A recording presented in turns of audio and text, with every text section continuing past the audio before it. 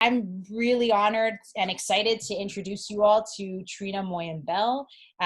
Trina is Plains Cree and an Indigenous consultant committed to the work of including the histories and current realities of Indigenous people within urban planning projects. We at Process, we're so very fortunate to work with Trina on basically all of our projects, and specifically related to today, the Centennial Park Master Plan update. So I just want to offer a big welcome and a huge thanks to Trina for joining the discussion and helping to build all of our capacities today. So I'm going to hand it over to Trina to more formally introduce herself. So Trina, thank you. Thank you, Nadia. Okay, so first of all, I'm going to make it really clear. This is an interactive presentation, so I'm going to be calling out for help for reading slides, and I'm going to be asking you questions. So, but first of all, the proper way to introduce myself is in my language. So I'll say Tanse, that's my way of saying hello, in Plains Cree, which is Nehiawewen. I hope you're all doing well. So my name in Cree, Nia Poguchi, Wapogwani, and that translated means I'm wildflowers growing everywhere. I'm from northern Alberta, and so I'm kind of growing everywhere because I'm way out here now. And I'm Plains Cree, and how we say what we call ourselves are the Nehiawak people, which is actually translated the four-bodied or the four-spirited people, and we honor the four directions in that way. So I wanted to say to you young people that the direction that we honor you within is the southern direction, where you're growing, where you're developing, where you're thinking. And we honor you when we face the south, because we know that you are our future as we come around that circle. So I want to commend you, first of all. I want to thank you for being here, because you clearly care about the land, and you care about this park. So I thank you, first of all. Okay, so what am I going to start with now? The Truth and Reconciliation Commission, slide number 1. Do any of you young people know what that ring of flames might represent? Don't be shy, you have to help me. The 7 grandfathers? Yes, awesome. And do any of you know what those 7 teachings are? No? Okay. So, good job. So the test, my mother always says, the test is you try to recite the 7, and if you miss or forget one, that's the one you have to work on. So let's see how I do. So there is truth, respect, love, honor, humility, wisdom, and bravery. I got all 7. Okay, that's a good sign. Okay, so what I love about that logo that the TRC used is because it really, that's the code of ethics that we should live our lives by. And so that's why they have those flames there. And that is the hope about this reconciliation and these relationships, that we'll enter these and rebuild these relationships based on that law, that internal law, to try to live by those 7 grandfather teachings. So, okay, next slide, let's go. All right, so you gotta help me out here, youth. How many of you know the meanings of these words? Who knows what Canada means? There was a historical Canadian historic video on it on television. Nobody? Somebody said meeting on the chat. Sorry? Someone in the meeting says meeting. Oh, there we go. Sorry, I was ignoring the chat. You're close. It actually means the village. So when the Europeans met the indigenous people, they wanted to know where they lived, and so they were saying Canada, and it's the village. Eventually, as the Europeans explored, they realized that, yeah, there's villages here and there, and then Canada, that's how Canada won its name, earned its name, Canada. So it means the village. What about Toronto? Anybody know what that means? Yeah, we have here that says, that's beautiful. Oh, that's nice. Yes, it means the meeting place. The Huron or the Iroquois people, it is believed that that is how they described this area. And it also has another meaning possibly of the place where the sticks are growing in the water, which actually refers to the fishing weirs in Lake Simcoe that the indigenous people built. And that's been dated 5,000 years ago. Okay, what about Mississauga? Anybody know what Mississauga means? The mouth of the river. It's the mouth of the river. Yes, that's right. What about Etobicoke? Where elders grow. Right, where the alders grow. Mimico? Where the pigeons are? Yes. What about Ontario? Handsome Lake. Yes, thank you. So what I'm hoping you noted is that in Indigenous languages, how we describe our relationship to the land is embedded in the language. So language is the link to the land. Okay, so remember that. Next slide, please. And thanks for doing my slides, Nadia. So who is here on these lands? All right, so we know for sure, based on the land acknowledgement that Nadia so nicely shared, that the Huron-Wendat were here, the Seneca, which are a part of the Haudenosaunee, the Six Nations, the Anishinaabeg Nation, which the Mississaugas are a part of, and then others as well, like the Neutral and the Petun. But, and I want to make sure that you understand this, we also have the rich and diverse nations of the Métis and the Inuit, and many different First Nations that have come to live here in these areas over time, including myself. Which I didn't explain totally, but my attachment to these lands is because I married a Mohawk man who's Haudenosaunee, and we have a beautiful son together. And so my bloodlines run through these territories as well now. Okay, so next slide, please. All right, so we talked about the and I'm assuming you all know that this is Mississauga traditional territory. If you don't, this map helps you to learn about that. So you'll see in all of that purple is the traditional territory. So from way over in the east in the St. Lawrence, all the way over here to the west to Lake Superior, down to Lake Erie, and past Georgian Bay. These are the traditional territories of the Mississauga. So keep that image in mind as we move forward. Okay, next slide, please. So when the Europeans arrived, we started out with a pretty good friendship, and they depended on the First Nations for their survival, and especially when they began the fur trade. And I'm sure some of you young people have learned about bits of this in school, although thankfully with the TRC, one of the major calls to action is to educate, to make sure curriculum incorporates these histories. So now here's a test for you. So when some of these friendships began,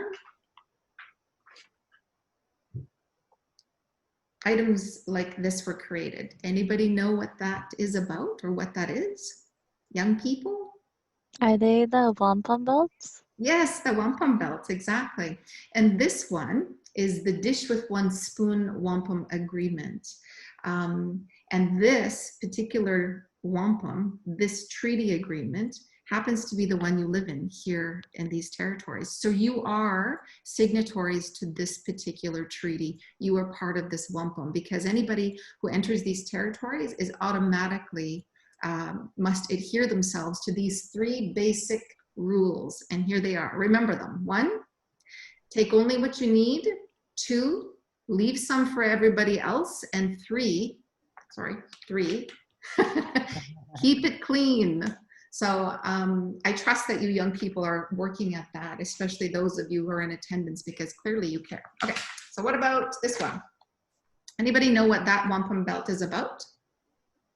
Young people, don't be shy. No guesses? Okay, so this wampum belt, it's the 2-row wampum, and this was an agreement for the Indigenous people would row on one side in their canoes, and then the Europeans on the other side, respecting each other and not interfering with one another's lifestyles, traditional ways or civilizations or ways of government. So it was an agreement to respect one another. So that was one of the other agreements that started our relationship. And then here's another super important one. Any idea what that one is? No? Okay, so that's the covenant chain. Wampum Belt Agreement, and one of the earliest ones. And what's important to keep in mind about this one is you'll see the indigenous person represented here, and then the European here. And the idea is that this chain will be shook if you are forgetting your agreements to the treaty, basically to respect one another. And that can be shook the other way as well. So those are some of the wampum belts, the friendship and peace treaties that were agreed upon. So, but let's talk a little bit about when the Europeans, when we had these friendships, what sorts of things did the indigenous people provide or help the Europeans with? Surviving the winter and the cold? Exactly. And do any of you, as well as navigation, keep in mind that in order for the Europeans to understand how to get about on the routeways and the riverways, etc., and through the bush, etc., their lives literally depended on First Nations people. And this is, of course, how the fur trade was developed. But do any of you know some of the inventions that Indigenous people made? Yes, snowshoes. Great, good job. Yep. What else? Come on, kids. Goggles. Goggles, yes. Anything else? Kayak. Kayaks, thank you, Shannon. And corn, beans, squash, maple syrup, lacrosse. Canoe. I didn't hear that one. Canoe.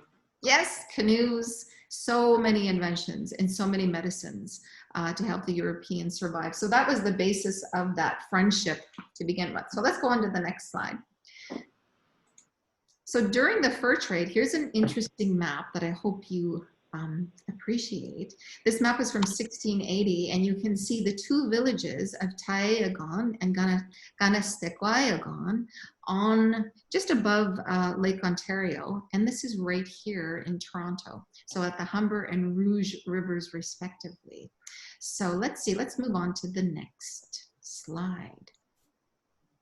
Now, where is Centennial Park? Are any of you familiar with the Toronto Carrying Place historically? No, okay. So the Toronto Carrying Place was on the Humber River. Thank you, Nadia is indicating that there.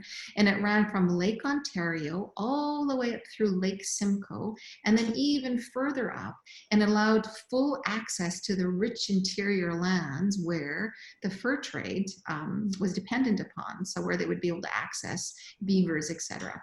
Now, the Carrying Place included all of the different waterways, starting way over at the Rouge River in the east, and then over to the Don River, and then, of course, the Humber River. And then you'll see I wrote in a little pink pen there, Mimico Creek and Etobicoke Creek. So that gives you an idea of how important Centennial Park, the importance of the land upon which Centennial Park is situated in this rich area that was vastly used by not just Indigenous people, but of course Europeans all throughout the fur trade. Okay, next slide, please. Okay, so our friendships and our allyship with the Europeans continued on through the monopoly trade wars, and that was about the fur trade, fighting over who's going to have those resources. But with that war, many Indigenous lives were lost. Additionally, Indigenous people were already suffering and dying in huge mass numbers from diseases that we had no immunity to, like tuberculosis and smallpox and measles, etc. So along with all of this war and disease, of course, there is the depletion of land, resources, and lives, and then the continued settlement of Europeans as they arrived in Canada had a massive impact. But we continued to ally ourselves. And when the 7 Years' War broke out in Europe, where the major powers that be were fighting to control the world, proxy wars in their colonial settlements throughout North America included the Indigenous people having to ally and fight as well. So we fought side by side with those allies. And then in 1775 with the American Revolution, we suffered even more because the original friendship treaties and the land treaties that had been agreed upon were completely ignored by the 13 colonies because they wanted to move inland and have access to the resources. But the War of 1812 is most important to this area. Do any of you know the importance of Indigenous engagement with the War of 1812? Somebody? Anybody? The Indigenous people partnered with the British to help fight off the Americans, and like if it weren't for them, the Indigenous people, then Toronto would be part of America. Exactly. Without the Indigenous allies battling and pushing back the Americans, there would be no Canada. And you can find out that history once we're done with COVID. Go to Fort York. It's all there for you to learn about. Okay, so next slide, please. Now, with all this warring and all this allyship, King George understood the importance of Indigenous people and fighting on his side, basically. So can someone read that slide for me? Sure. The Royal Proclamation of 1763. The Royal Proclamation of 1763 set out the core elements of the relationship between the First Nations and the Crown, established the recognition of First Nation rights in Canada, and laid the foundation of the treaty-making process. Exactly. Thank you, Casey. So basically, King George III of England realized that it's basically stated that Indigenous nations own all lands except those that you choose to sell to the Crown. The King said the only lands available to settler newcomers were those that Indigenous nations agreed through treaties to sell. Okay, so keep that in mind. This is where we understand that First Nations had rights and that their land could not be taken unless they agreed to it. The treaty making process, nation to nation agreements. Okay, so next slide, please. So after all these wars and after the proclamation, unfortunately, as I already stated, Indigenous people were being forced off of their lands and ended up in these kinds of land surrenders. So from 1815 to 1827, this map depicts some of those agreements. And those agreements, of course, included promising the Indigenous people that they would continue to have their land rights, their harvesting rights. And in many cases, they were supposed to be given money and assistance so that they could begin to farm and live off of the smaller pieces of land that they were being pushed upon. But those treaties were largely broken and dishonored. Okay, so next slide. So here's a bit more of a current map. And so Etobicoke and Centennial Park are situated in Treaty 13, and Nadia's circling it there for you. So really, when you look at this map, it's not that big of an area, especially compared to all the massive treaties that are signed around Ontario. So I thought you'd be fascinated just to see that, to give you a sense of all the treaties. And there's layers and layers of treaties through time. All right, so next slide, please. And here's another, this particular map, you can find this on the Mississaugas of the Credit First Nation website. And I like it because it's a little more defined and sort of helps us to understand the ongoing treaties. Some of these treaties, as a matter of fact, continue to be negotiated and fought by the Mississauga Nation. So let's see here. Yeah, we'll keep going. I'm trying to make sure I'm not getting carried away with time. All right, so after all of these, after our relationship went from friendship into then the treaty process, the dishonoring of those treaties, the government then began what is the civilizing project. Can someone read that slide for me, please? Yep, I can read this. Civilizing project begins. Policy on Aboriginal tribes in British possessions in 1834. The policy goal was to eventually relieve His Majesty's government from the expense of the Indian Department. The objectives were to, number one, to collect the Indians in considerable numbers and to settle them in villages with due portion of land for their cultivation and support, and 2D, to make such provisions for their religious improvement, education, and instruction in husbandry. That's from the 1968 British Parliamentary Papers of 1834. Thank you for reading that. And sorry, my cell phone went off. So I feel this slide is powerful in that it really does depict how we went from this respectful relationship to this, where we essentially became a problem, and then we're essentially put onto tiny tracts of land and to be controlled. Our religion, our education, everything to be controlled. So let's move on to the next slide. So what results is a legislative history that oppresses Indigenous people. And today we continue to be oppressed by what's called the Indian Act. And I was going to share that book with you now, because I want you to understand this particular book actually outlines everything you need to know by this particular policy. 21 things you may not know about the Indian Act and how Indigenous people today are still bound and oppressed by much of it.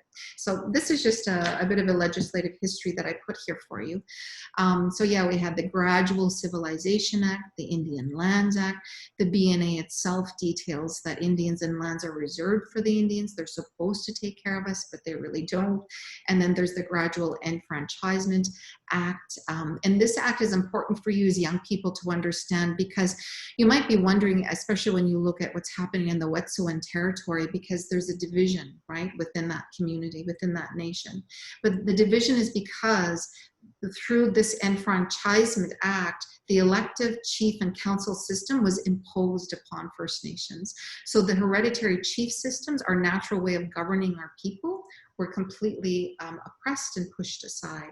But with the resurgence of Indigenous people and our rights, we're pushing back, and many nations are trying to reinstitute those chief systems. So I want you to keep all that in mind. Also, within that act, Indigenous women were denied their status, literally stripped of their identity if they married non-Indigenous, or Indigenous men who were stripped of their status. My mother, in fact, was one of those women, and she was ousted from our community, even though she married my father, a First Nations Cree-speaking man whose family had been stripped of their status through a whole other assimilation policy. Anyway, I wanted to throw that in there to give you a sense of how this history has really had massive long-term damage for Indigenous people. Okay, next slide, please. All right, so this is one of the ugliest parts of Canadian history that until recently has gone ignored or erased. So government assimilation policies for Indigenous peoples included this. Can someone read that slide for me, please? I can read this. Canada's first Prime Minister, Sir John A. Macdonald, in 1983, or sorry, 1883, thank you. When the school is on a reserve, the child lives with its parents, who are savages. He is surrounded by savages. Indian children should be withdrawn as much as possible from parental influence. Truth and Reconciliation, 2015. Thank you, Sophia. So I love this image because it makes me actually think of my mother. She was also taken to the residential school when she was 10 years old. And so little Thomas Moore here, you can see how he has been and looks like he's gone through a lot of assimilation at the residential school. Okay, yes, next slide, please. And then, so that was a policy in general. It wasn't mandatory until 1920. Who can read this slide for me? I can read it. Residential schools become mandatory in 1920. I want to get rid of the Indian problem. Our objective is to continue until there is not a single Indian in Canada that has not been absorbed into the body politic, and there is no Indian question and no Indian department. That is the whole object of this bill. Duncan Campbell, Scott, yeah. 1920, thank you. So when it became mandatory, the police and the Indian agents essentially just took the children and kidnapped them, so to speak. And my mother was, next slide please, my mother was amongst those who were taken. So here's a map of the residential schools of Canada. And you can see that these schools were established almost everywhere. And maybe Nada, you can focus in on one of the closest residential schools to Toronto. And that today is called the Mohawk Institute, but it was the mush hole. And the reason it was called the mush hole is because what they fed the children there was mush. And it was one of the most abusive schools in the nation.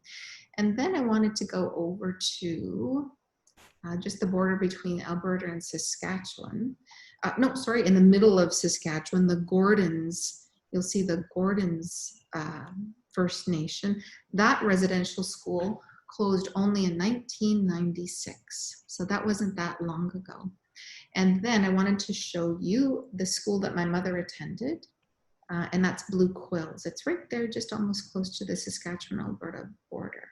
So these schools took over 150,000 children, and many of them did not return home because, next slide, these are the kinds of things that happened to them. A true genocide. There were things like forced sterilization, nutritional experiments, prolonged starvation, trials on food supplements and medicines, withholding of medicines, psychological experiments, electroshock, confinement, and infectious disease studies, where they would literally put children who were infected with like tuberculosis next to one another to study how quickly they could become infected. Okay, next slide, please. Can someone read this for me, these statistics, please? The odds of dying for children in Indian residential schools was 1 in 25. The odds of dying for Canadians serving in World War II were 1 in 26. Yeah, so that should be an eye-opener in regard to, the statistics compared to World War II. Okay, next slide, please.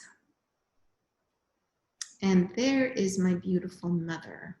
And I thought it was important for me to make sure I included this photo, because even though we've just gone through a brief history of what Indigenous people have survived, my mother is an example of the resilience of Indigenous peoples and our ability to stand back up and take our rightful place here in Canada and in society. And so what we're doing there is we're picking sweetgrass, and sweetgrass is one of our 4 sacred medicines. Does anybody else know what the other 3 medicines are?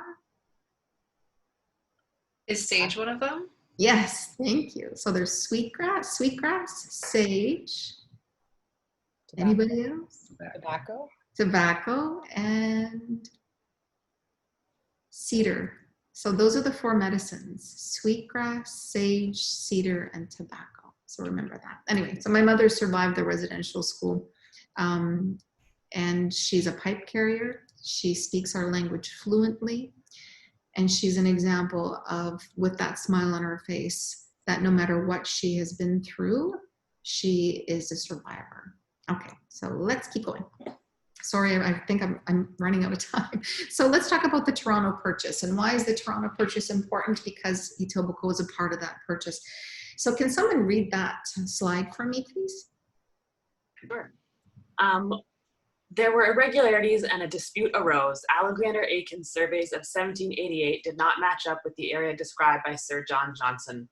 Other chiefs complained that they had not been included in the negotiations. When Lieutenant Governor John Gray Simcoe investigated the issue personally in 1792, he was able to uncover but a single document, a blank deed with no description of the land that had been purchased by the Crown with the totems of the 3 Mississauga chiefs. So from 1787 to 1805, there was a major discrepancy in regard to how much land the Toronto Purchase in fact covered. And in the end, in the 1805 agreement there, which is the image, the government officials in fact dishonorably went ahead and wafered on or glued on the Mississauga's totems to make it look like they agreed to a really bad deal, which they didn't, which leads us to the next slide. The Mississauga settlement. 2 centuries later, a $145 million settlement which of course is nothing because the land that Toronto sits upon would be worth billions and billions. So that was settled. And then additionally, I think it's important for you to know that the government couldn't even fight this other settlement, which is the Williams Treaty settlement, because the proof of those particular treaties and its histories were so sound that no one knows about it in the news. And they were given $1.1 billion for the dishonoring of their treaties. Okay, next slide, please. So the context of this map. So Centennial Park sits within the Etobicoke and Mimico watersheds. And this is from a study that I found that the TRCA did in 1998, and it reads, for more than 10 to 15,000 years, the Etobicoke and Mimico Creek watersheds have been home to Aboriginal hunters, farmers, Europeans, traders, soldiers, farmers, and finally, city dwellers and suburbanites, just like all of you.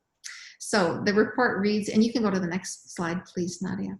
The report very clearly states that French explorers and fur traders undoubtedly knew about the Etobicoke and Mimico creeks and probably explored and camped near the creeks. So in their archaeological study shows here on this chart the archaic findings. There were 5 findings, and in the woodland period there were 4 findings. And at the bottom of the screen it reads that at present there's no evidence of Paleo-Indians in the Etobicoke and Mimico Creek watersheds. However, there are several sites known to the east, the Humber watershed, and to the west, suggesting the future discoveries could be made in these watersheds. So keep that in mind when you're thinking about Centennial Park and the history of Indigenous peoples. Okay, next slide, please. And what they found, the archaeologist Conrad, what they found is what they called the Merton site. And this is at the old and new Burnhampton Thorpe Roads in the old Merton farm property. The extent of the site's unclear, because much of it's been destroyed by construction. And what sits there now are townhouses, unfortunately. And he ranked the importance of the site 5 out of 5 and 5 out of 5 as far as being threatened. So it's really unfortunate that these kinds of sites and items are not being respected, because what kind of information are we losing, right, about the history of Indigenous peoples? Okay, next slide, please. So can someone please read this slide? One of you young people, please read it. I can read it. Thank you. Indigenous people have special rights. Section 35 of the Indian Act recognizes Indigenous people with special rights. It was reconfirmed in the 1985 Constitution. The UN Declaration on the Rights of Indigenous People. Indigenous people have nation-to-nation treaties. Indigenous people have the duty to consult law, 2006, that requires consultation and engagement on traditional lands. So there's just a quick snapshot of our special rights. And I highly recommend that you can Google all this information. It's all available for you on the internet. And even in this little book here, the United Nations Declaration on the Rights of Indigenous Peoples, it really clearly outlines the international rights of Indigenous peoples as well. Okay, so I think it's my last slide coming up. There we go. So here's what I wanted to share. Do you remember that the map that I showed you with the purple sweeping area? That's the Mississauga's traditional territory. And today, here are where Indigenous peoples have been pushed into their small reserves. So you're closest to actually the Mississaugas of the New Credit First Nation, and the Six Nations First Nation. And then a little further down, we have the Munsee Delaware Nation. And then over a little bit, we have the Oneida Nation of the Thames, the Chippewas of the Thames, the Walpole Island First Nation, and the Caldwell down below. And then when we go a little bit further up, we have the Mississaugas of Scugog, and then the Chippewas of Georgina Island, the Beausoleil Christian Island, yeah. And then we have the Chippewas of Rama First Nation, and then we have Alderville and Hiawatha First Nations, and then we have the Mohawks of Tyendinaga, and then up here is Curve Lake First Nation, and I had the opportunity to visit them not long ago, and it was an amazing visit, and I learned so much. And I hope that you take the opportunity as young people to try to visit some of these First Nations and make some friends and build relationships. So that's it.